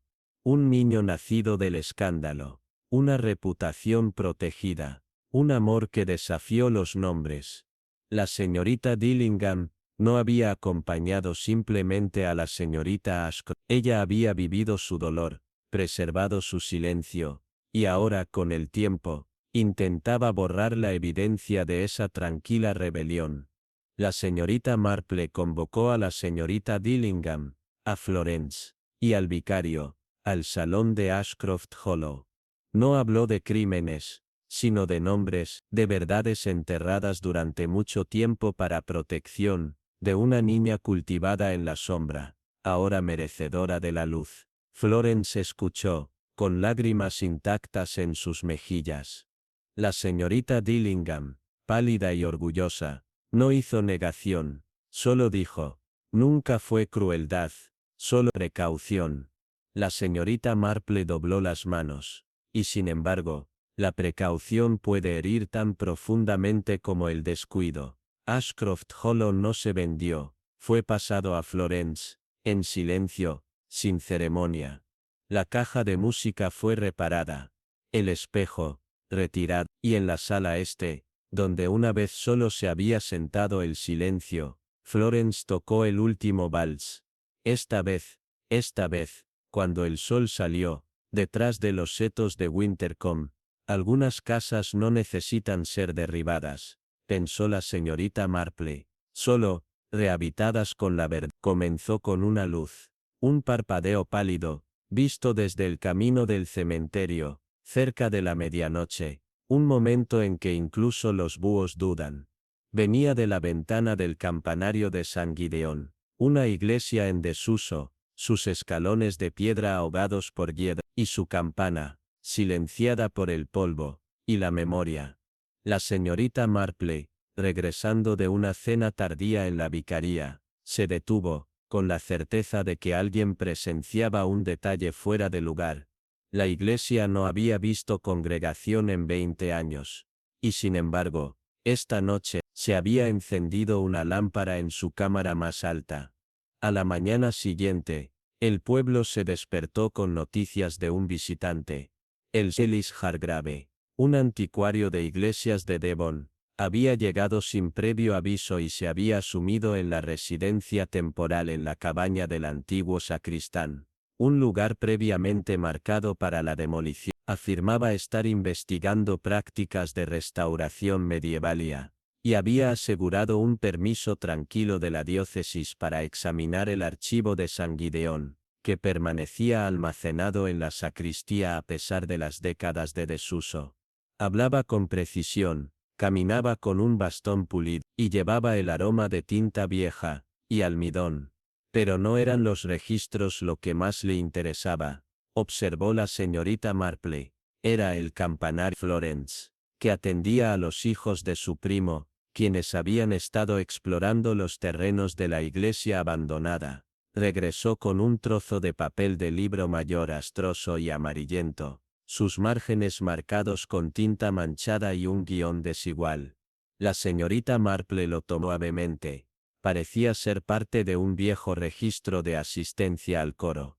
Pero, junto a los nombres, había símbolos curiosos, una media luna, una estrella, y la letra A, escrita una y otra vez, junto a un nombre, Cela Vinton, un nombre que la señorita Marple no pronunciaba desde el invierno de un niño soprano, que desapareció durante una tormenta de nieve, y que se presumió ahogado en el pantano.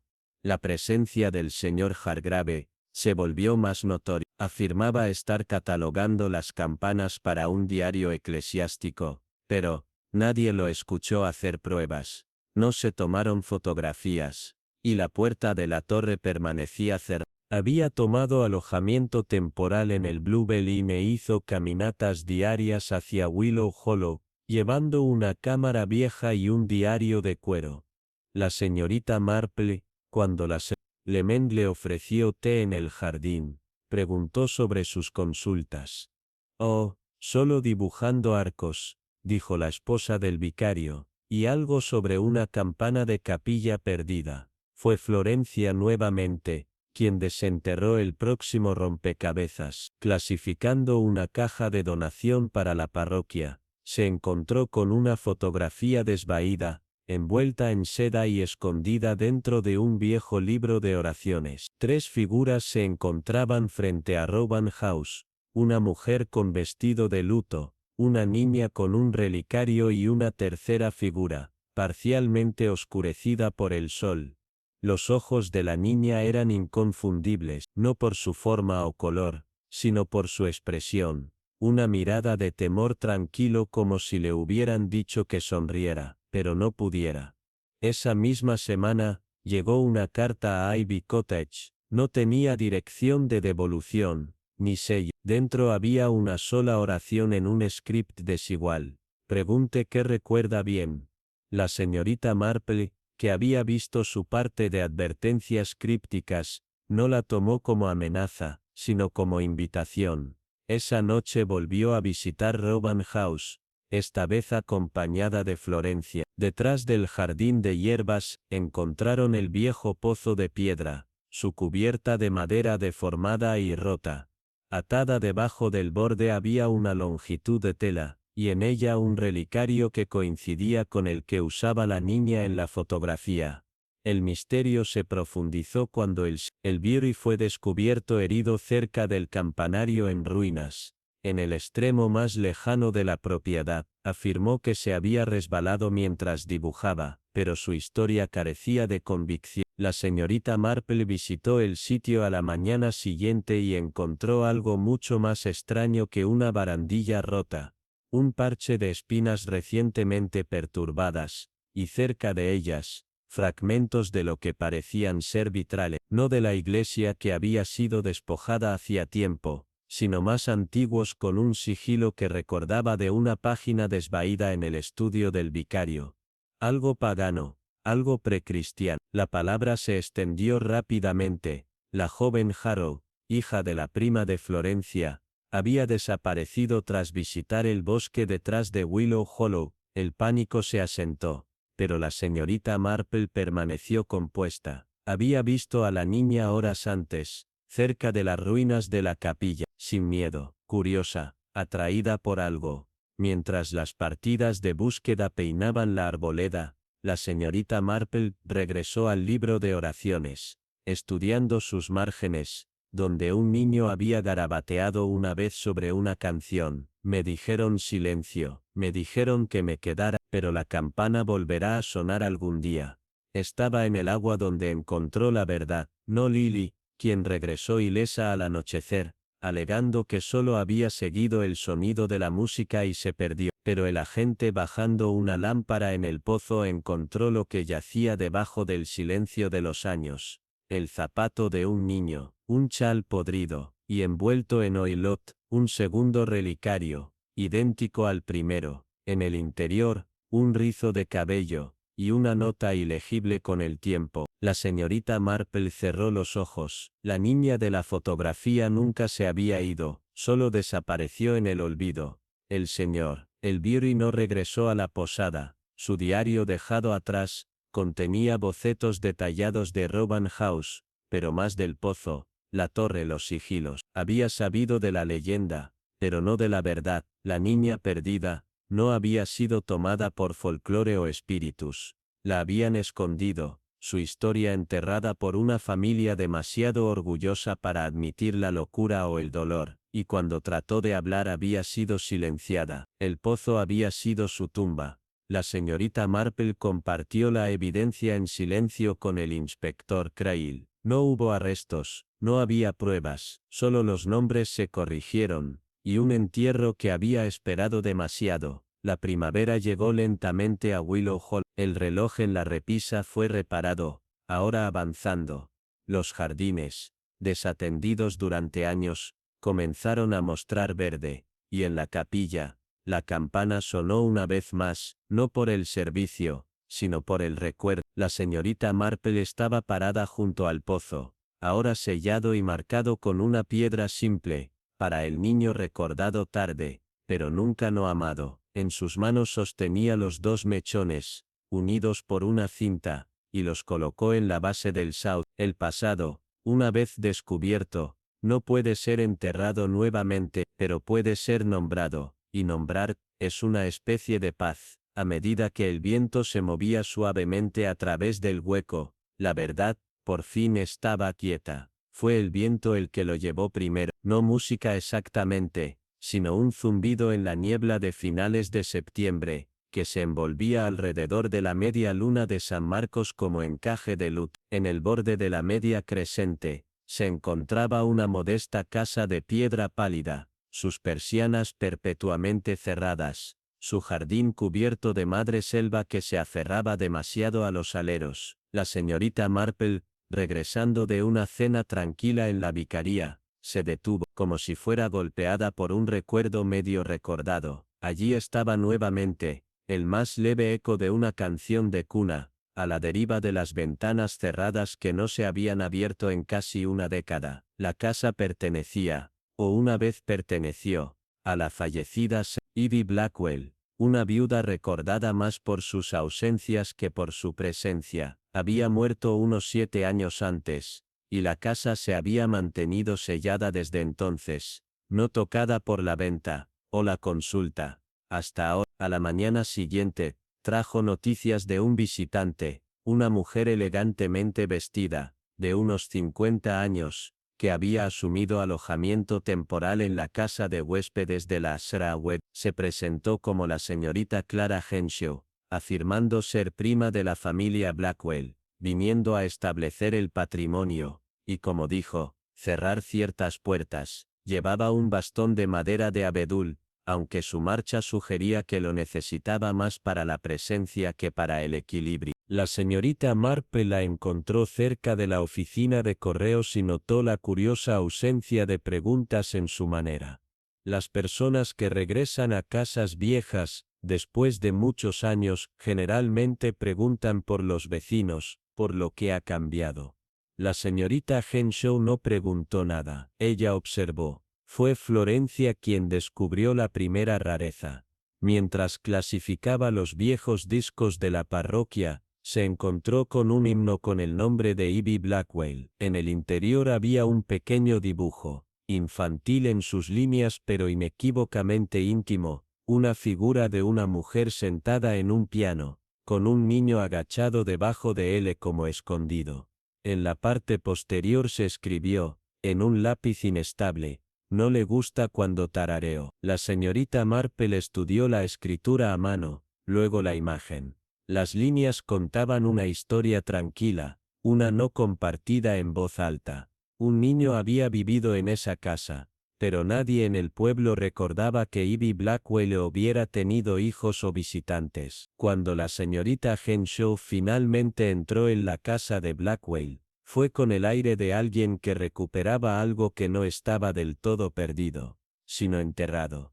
Se invitó a la señorita Marple bajo la apariencia educada de entregar bolsitas de lavanda. El interior no había cambiado. Cortinas pesadas, encajes amarillentos con el tiempo el mayor aroma de bergamota y polvo. Sin embargo, una puerta permaneció cerrada. La sala de música, dijo la señorita Henshaw, sin ofrecer más elaboración. La clave, ella afirmó, había estado fuera de lugar. Pero como se dio cuenta la señorita Marple, el marco de la puerta tenía una serie de muescas débiles, como si alguien pequeño decidido hubiera tratado de abrirla desde adentro. El Sherper, el vidriero local, fue convocado para reparar una ventana del ático rota. Más tarde mencionó, en una queja ociosa, que el ático había sido una galería rojiza del tipo sombrío, llena de viejos retratos y pilas de partituras. Una pintura había caído. Su marco se había partido. La señorita Marple, al enterarse de esto, hizo una llamada educada esa noche, y allí lo vio. Un retrato de una mujer joven en el piano, con un niño pequeño a su lado, solo que los ojos de la mujer se habían rayado deliberadamente. Una mano infantil irregular y enojada. La placa de identificación decía Eloise Blackwell. Los informes comenzaron a circular.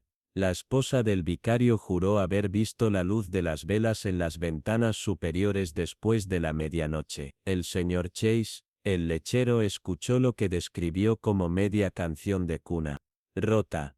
La señorita Marple, visitando con el pretexto de discutir la jardinería, permaneció cerca de la escalera. Fue entonces cuando lo escuchó un zumbido, bajo tan suave que podría haber sido la casa en sí.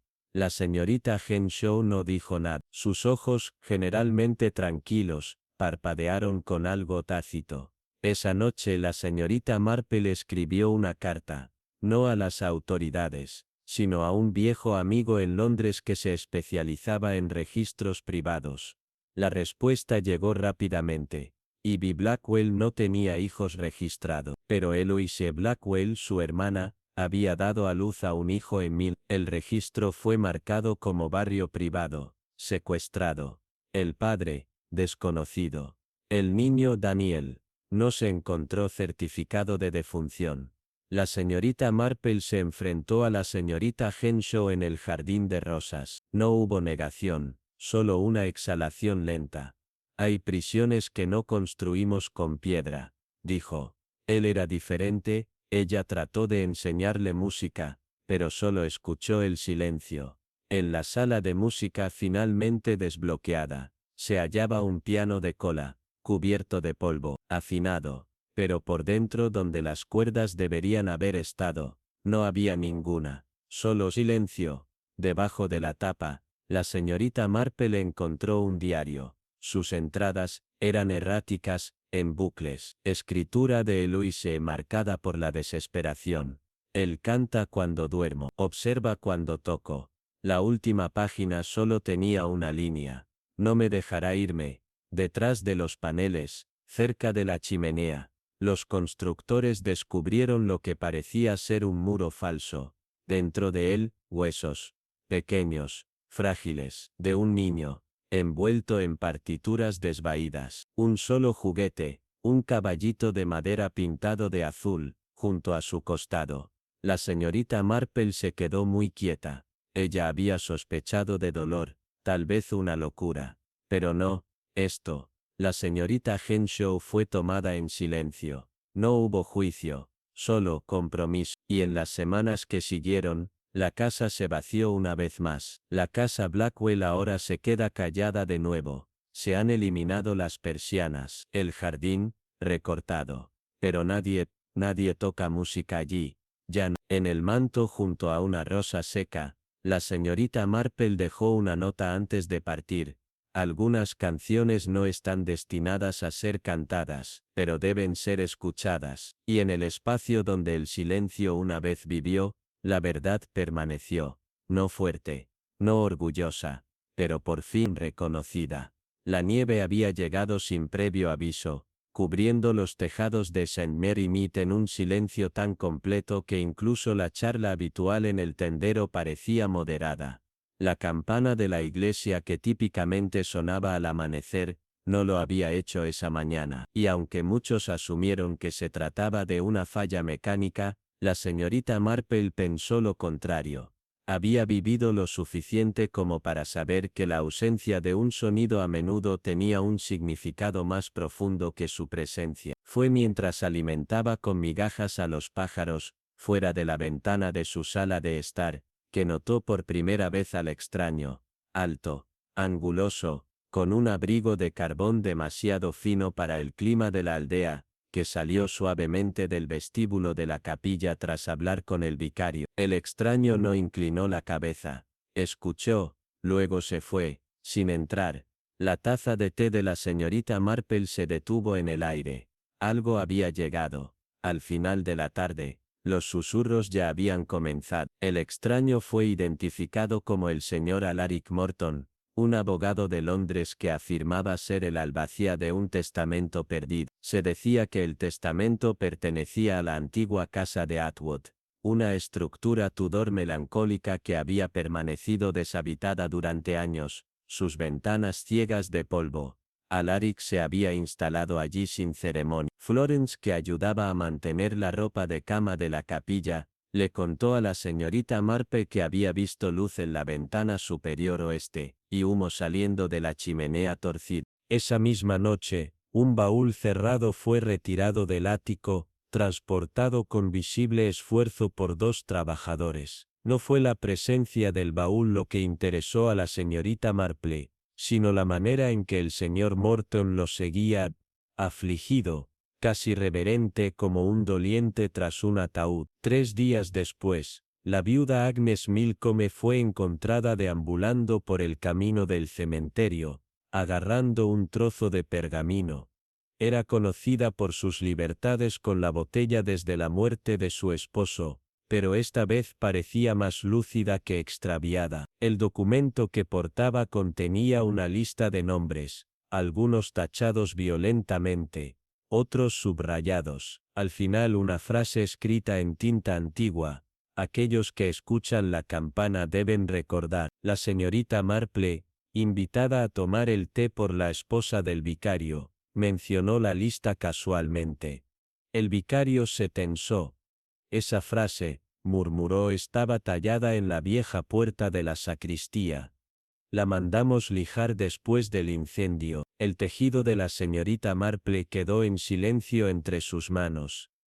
Nunca una para perturbar el orden sin motivo. La señorita Marple visitó Atwood House con el pretexto de entregar conservas. El señor Morton fue cordial, pero reservado. El salón estaba impregnado con el aroma del viejo cedro y un silencio que parecía ensayado.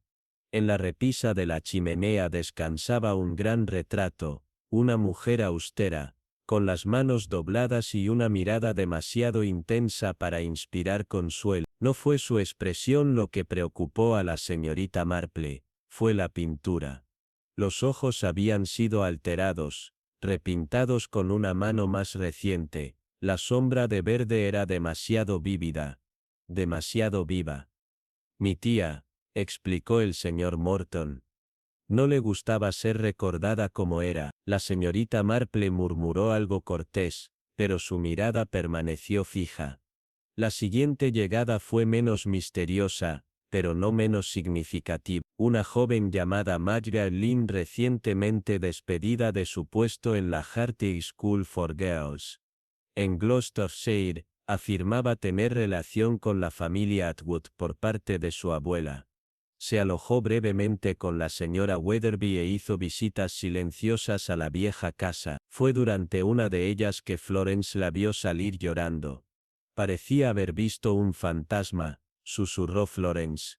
La señorita Marple inició una correspondencia con los archivos de Hartley School. Lo que descubrió la perturbó. Un escándalo enterrado en el tiempo, involucrando a un niño desaparecido de un dormitorio cerrado, un maestro despedido en desgracia, y un apellido, Atwood, borrado de los registros. Ese domingo la campana sonó por primera vez en una semana. No era la campana de la iglesia, sino una más pequeña, más delgada. Una que resonó débilmente desde el bosque cercano a Atwood House. Un niño del pueblo, mientras perseguía a su perro, encontró la fuente, una campana de mano oxidada, atada a un árbol con hilo. Cerca, yacía una bufanda, medio cubierta por la nieve. La señorita Marple visitó el lugar en silencio a la mañana siguiente. La campana era antigua, grabada con iniciales. No dijo nada, pero sus dedos se apretaron suavemente dentro de sus guantes. A lo lejos, una delgada columna de humo se alzaba desde la chimenea de Atwood. Margaret regresó una noche con las manos temblorosas y un paquete envuelto en tela. Era un manuscrito encuadernado en cuero rojo, titulado La campana recordada, el nombre del autor, Eleanor Atwood. Las páginas hablaban de rituales, de silencio, de un niño que escuchaba voces cuando las campanas sonaban. Pero muchas páginas faltaban, arrancadas limpiamente. Margaret afirmó haberlo hallado en el baúl cerrado, ahora abierto y vacío. Confesó algo más, también había escuchado la campana. No en el bosque, sino en sus sueños.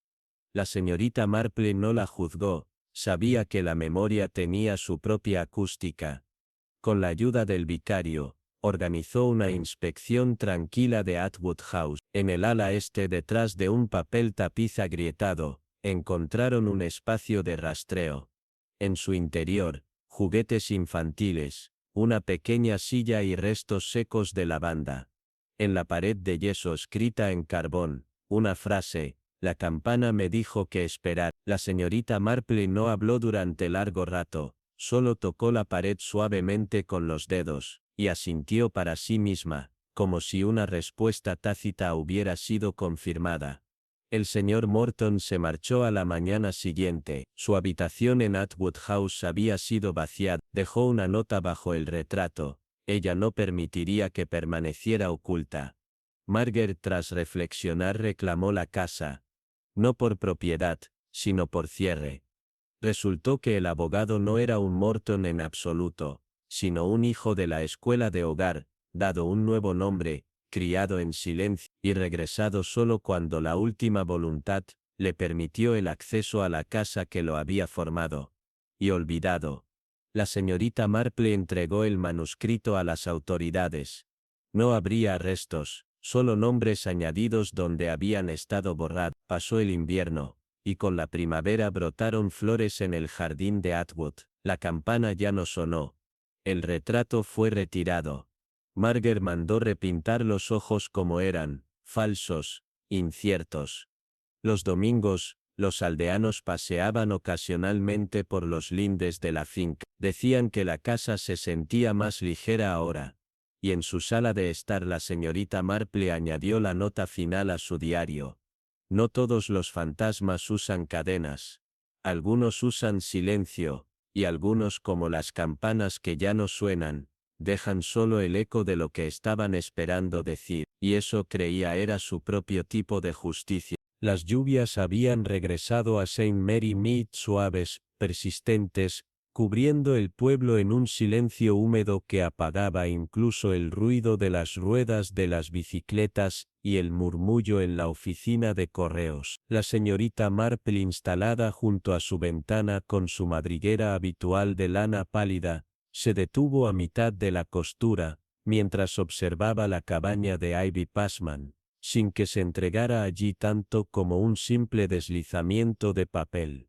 No era nada tal vez, pero en un lugar donde el ritmo de la vida diaria era tan preciso como el reloj en la torre de la capilla, las pequeñas ausencias solían pesar más que el ruido. Esa misma mañana, la joven Alice Trentham, de apenas 20 años y siempre corriendo de un lado a otro, llamó a la puerta de la señorita Marple con algo en la mano, un sobre descolorido, usado con marcas de agua, dirigido, pero nunca sellado. Lo encontré, dijo sin aliento, con una mezcla de sorpresa y desconcierto en la voz, debajo del cajón del escritorio de mi tía. Está dirigido a alguien llamado Julian Hartley, pero ella nunca lo mencionó. La difunta Edith Trentham había sido una mujer tranquila, conocida principalmente por su meticuloso jardín y su hábito de hablar solo cuando era absolutamente necesario. Cuando falleció, 2 semanas antes, la mayor parte de la aldea asumió que habría poco que resolver,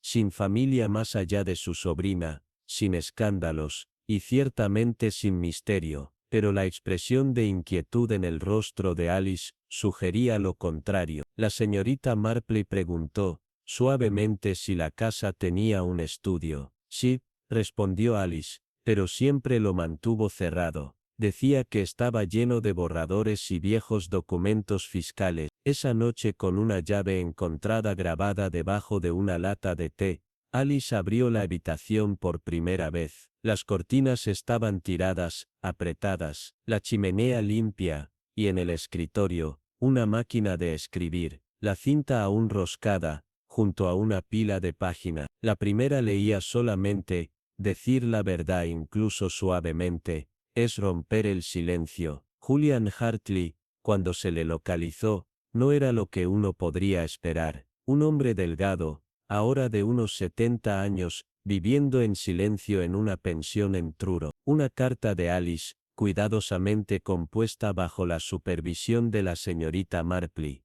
había sido enviada sin grandes expectativas. Sin embargo, llegó a Saint Mary Mead 3 días después, sin previo aviso, con un maletín y un viejo paraguas negro. Su rostro, aunque cansado, se iluminó débilmente al mencionar a Edith Trentham. La conocí una vez, dijo, hace mucho tiempo, estábamos cerca. Su voz siguió, no con evasión, sino con incertidumbre, como si los años hubieran deshilachado no solo la memoria, sino también el permiso para recordar. La señorita Marple vertió té, y no preguntó nada. Ella solo observó la forma en que sus dedos temblaban al tocar el sobre que Alice había encontrado. Fue Florencia puliendo la repisa de la cabaña de Ivy, quien hizo el siguiente hallazgo. El reloj se había detenido, y había sido enrollado apenas 2 días antes. Detrás, escondida en un receso poco profundo en los paneles de madera, una fotografía. Desvaída, rizada en los bordes, pero inconfundiblemente se encontraba junto a un hombre cuya cara estaba medio girada a la cámara, su brazo alrededor de sus hombros, en un gesto de familiaridad tan íntimo como inquietante. La señorita Marple comparó la imagen con Julian, quien ahora se hospedaba en el Bluebell Inn. Sí, dijo suavemente, ese es él. Antes de que olvidara cómo ser él mismo, durante su caminata dominical, la señorita Marple pasó, como de costumbre, junto a la capilla. Los escalones de piedra brillaban con la niebla, y el campanario se alzaba pálido bajo el cielo pesado. Sin embargo, algo llamó su atención, una pequeña campana de latón, justo a los pies de la puerta de la sacristía. No era más grande que una taza de té, grabada con una delicada filigrana de hojas de hiedra, y las iniciales ET. Dentro de la campana, una nota, escrita en una mano precisa e inclinada. Llamé, pero nadie respondió. Golpeé, pero el silencio tiene sus propios guardianes. En el ático de Ivy Cottage, entre ropa de cama antigua y sombrereras olvidadas, Alice descubrió una caja de madera forrada de terciopelo azul. En su interior, viejos recibos, resguardos bancarios, y un libro mayor lleno de fechas y nombres. La mayoría de las entradas eran triviales, pagos de leche, compras de carbón, pero solo una, llevaba el nombre de Julian Hartley, junto a una suma que sugería algo mucho más que un simple préstamo. La señorita Marple estudió la tinta, lo estaba apoyando, dijo en voz baja, incluso después de lo que fuera que los separó, incluso en silencio. En la máquina de escribir, justo debajo del carrete de cinta, una hoja suelta, desenrollada pero nunca escrita. Sin embargo, al sostenerla contra la luz, surgieron hendiduras invisibles a simple vista. Una mano practicada las rastreó, revelando fragmentos. Nunca me avergoncé de ti, solo temí lo que nos quitarían si lo sabían. Julian, al ver el papel, lloró. Ella nunca lo envió, dijo. Siempre pensé que eligió el silencio, pero no lo hizo. Fue robado de los dos. La pista final no vino del papel, sino de la tierra. Durante un paseo por el jardín, la señorita Marple se detuvo con Alice cerca de los raseles. Allí, un marcador de piedra, plano y medio cubierto de musgo, llevaba un nombre, Clara. Alice frunció el ceño. Nunca conocí a nadie con ese nombre. La mirada de la señorita Marple se demoró. Fue un nombre que Edith susurró cuando su mente comenzó a divagar. Me dijo el vicario, Clara Hartley, muy probablemente, un niño que vivió, breve y silenciosamente entre los resquicios del juicio y la gracia. Julian se marchó poco después. No regresó a Truro, sino a una tranquila cabaña junto al mar, organizada por Alice. Él y la señorita Marple compartieron una última taza de té antes de su partida. Ella no me olvidó, dijo. Ella me protegió, incluso cuando yo le fallé. La señorita Marple asintió. No todos los amores se declaran, algunos se conservan, como violetas, prensadas en un cajón olvidado, y Alice, aunque joven, entendió. Permaneció en el pueblo, la casa de su tía ahora suya, el estudio, abierto y luminoso. La máquina de escribir quedó, y también la campana. En las semanas que siguieron, la vida volvió a su curso, las lluvias cesaron, la campana de la iglesia volvió a sonar. Pero en Ivy Cottage, algo había cambiado. El pasado, una vez encerrado, ahora se hablaba, no en voz alta, no todos los días pero sí con dignidad. Edith Trentham ya no era solo un nombre en una lápida, sino una mujer recordada por mucho más que su silencio. Y cuando la señorita Marple bebía su té por las noches, mientras el eco de la campana de la capilla resonaba suavemente al anochecer, Pensaba que algunas historias no necesitan terminar en escándalo o tristeza, algunas no se rescatan por descubrimiento, sino por reconocimiento, y a veces, la justicia más amable no es un juicio, sino la verdad, restaurada suavemente a su legítimo lugar.